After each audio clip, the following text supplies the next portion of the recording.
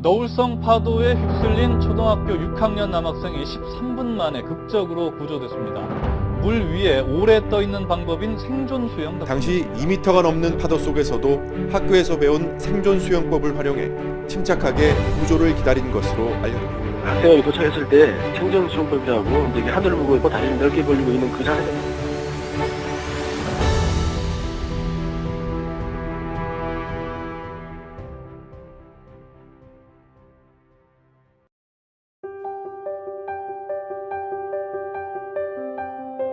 이소라, 바다에서 배를 타고 가다가 사고를 났을 때 어떻게 되는지 알아? 네, 알죠. 배에서 사고가 났을 때에는 구명조끼를 챙겨서 비상소집 장소에 있다가 탈출해야 될 경우 구명조끼를 입고 구명弹목에 탑승해야 돼요. 정말 잘 알고 있구나. 무엇보다 당황하지 않고 침착하게 대응하는 것이 중요해. 그럼 구명조끼가 없이 바다에 빠졌을 땐 어떻게 해야 돼요?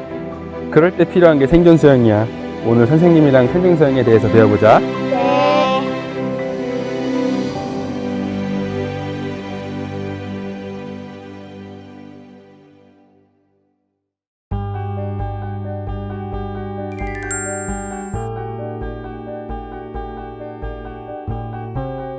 생존 수영을 배우는 이유는 물놀이나 체력을 기르는 게 목적이 아니라 갑작스런 해상 사고를 당했을 때 구조대가 도착할 때까지 버틸 수 있는 능력을 기르는 게 주 목적이야.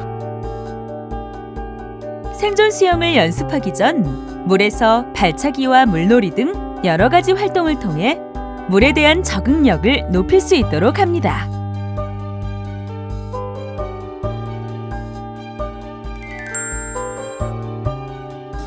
물과 친해졌으니까 호흡하는 방법을 배워보자. 코에 물이 들어가면 어떻게 될까? 콜록콜록 기침해요. 맞아. 생존 수영에서 하는 호흡법도 똑같아. 생존 수영을 하면서 코에 물이 들어가면 당황을 하게 되겠지? 호흡법만 제대로 익혀도 물에 빠졌을 때 당황하지 않고 잘 대처할 수 있어. 자, 선생님과 한번 해볼까? 음파호흡법은 육상에서와 달리 숨을 들어 마실 때와 내쉴 때를 구분해 물 밖에서는 입으로 들이마시고 물속에서는 코로 숨을 내쉽니다.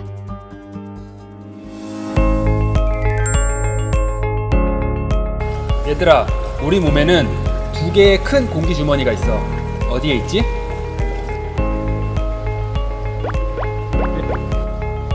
그건 작은 풍선이네. 우리 몸 속에는 폐라는 두 개의 공기 주머니가 있어서 숨을 크게 들이마시면 몸을 위로 띄울 수 있게 해준단다. 자, 그럼 생존 수영법 중에 가장 쉽게 배울 수 있는 누워뜨기에 대해서 배워볼까? 누워뜨기는 가슴과 허리를 펴고 시선은 하늘을 응시하며 물 위에 누워서 떠 있는 자세입니다. 몸에 힘을 뺀 상태로 귀가 수면에 잠기도록 눕고 양팔은 넓게 벌려주어야 몸이 가라앉는 것을 방지할 수 있습니다. 처음에는 구명조끼를 착용하고 수영장 풀 벽면에 발을 가볍게 올려 연습을 하는 등 올바른 자세를 연습하도록 합니다. 다음으로 부유물을 안고 물 위에 누워뜨는 연습을 합니다. 이때 서서히 부유물에 의지하는 힘을 빼면 몸의 부력으로 물 위에 뜰 수 있습니다. 맨몸 누워뜨기는 음파호흡을 통해 폐에 공기를 채우고 몸에 힘을 뺀 상태에서 천천히 머리, 가슴, 다리 순으로 물에 뜰 수 있도록 합니다. 누워뜨기가 익숙해지면 스컬링과 발차기를 하여 이동하는 연습을 실시합니다. 생존 수영을 할 때는 해상의 파도나 물결로 인해 코로 물이 들어가는 것을 방지하고 침착하게 대처하기 위하여 앞서 배운 음파호흡법을 지속적으로 유지하도록 합니다. 해상에서 탈출 시에는 구명조끼를 꼭 착용해야 하며 없을 시에는 과자 봉지나 스티로폼 등 부력이 있는 물건을 활용해야 합니다.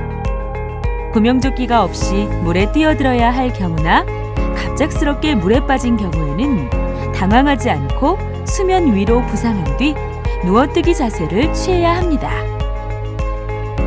실제 상황을 대비하여 누워뜨기를 응용한 연습을 실시하도록 합니다. 생존 수영은 바다에서 자신의 생명을 지키기 위한 최후의 수단입니다. 지금까지 배워본 생존 수영을 통해 물에 대한 두려움을 극복하고 자신의 생명을 지킬 수 있는 능력을 길러보는 건 어떨까요? 올바른 교육은 위급한 상황에서 소중한 생명을 지킵니다. 생존 수영법과 구조법을 통해 타인과 자신의 안전을 지키기 바랍니다.